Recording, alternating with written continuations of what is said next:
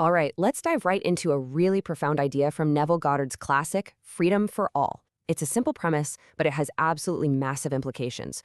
What if the world you see isn't happening to you, but actually from you? I mean, what if your own consciousness is the one and only thing creating your entire reality? Okay, just take a second and let that sink in. Consciousness is the one and only reality. Now, for Goddard, this isn't just some nice motivational quote. He presents it as a fundamental law of the universe, just like gravity, and it completely flips the script on how we see everything.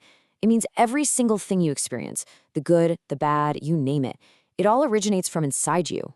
So, what does that actually look like in practice? Well, it means your external world, your job, your relationships, your bank account, it's all just a mirror. Seriously, it's a direct physical reflection of what's happening on the inside. The sum total of your beliefs, your deepest assumptions, and your most dominant feelings all just projected outward for you to see. To really get how this works, we have to start where Goddard does, and that means totally redefining the concept of God. Now, for Goddard, this isn't some old man in the sky, not even close. The creative power of the entire universe is much, much closer to home. Here is Goddard's big, radical claim. That deep, unshakable feeling of existence you have, that simple sense of I am, that is God.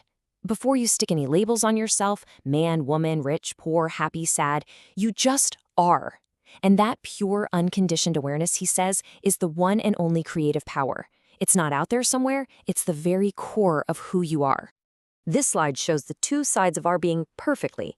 Think of the Father as this limitless, pure, unconditioned awareness of I am. It's just infinite potential. And the Son, that's a specific, conditioned version of that awareness. It's when you say, I am a man, or I am an artist, or I am struggling. One is the formless creator, and the other is the specific thing it has created. Okay, so if our consciousness is the creator, how does it actually, create? Well, Goddard believed the process isn't random at all. He laid out a very specific formula for creation, one that he found actually encoded in the 4 Hebrew letters that symbolically spell the name of God. And here's the blueprint, laid out nice and clear. It all starts with JOD, which is your pure awareness, your I am. Then comes HE, the specific idea or the desire you want to bring to life. But the absolute key, the step that ignites the whole process, is vow. That's uniting with your idea through feeling. Once you do that, the final HE is pretty much inevitable. That idea has to become visible in your world. So let's really zoom in on that critical third step, VAU.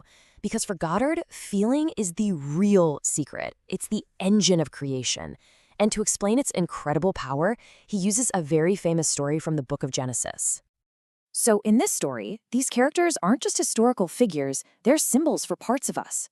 Isaac, the blind father, well, that's your consciousness. His hairy son Esau represents your current, tangible, objective reality, the world you can see and touch right now.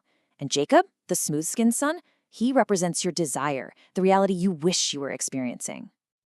And this quote right here, this is the pivotal moment of the whole allegory. Isaac, who represents our consciousness, is blind. He can't see the facts of the outer world. He can't rely on sight. So his reality is determined only by what he can feel. He is literally calling his desire closer, just so he can feel it into existence.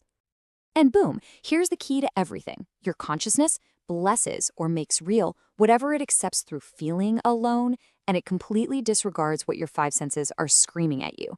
By feeling the desired reality as if it were already a solid fact, you give it the right of birth, and it inevitably, naturally pushes out your old reality.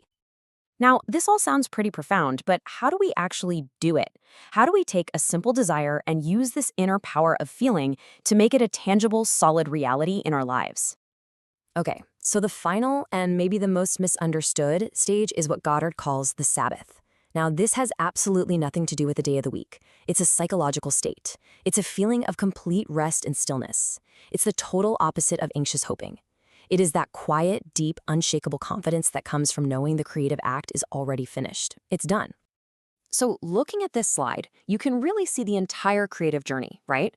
It all starts with clarity. You have to know exactly what you want.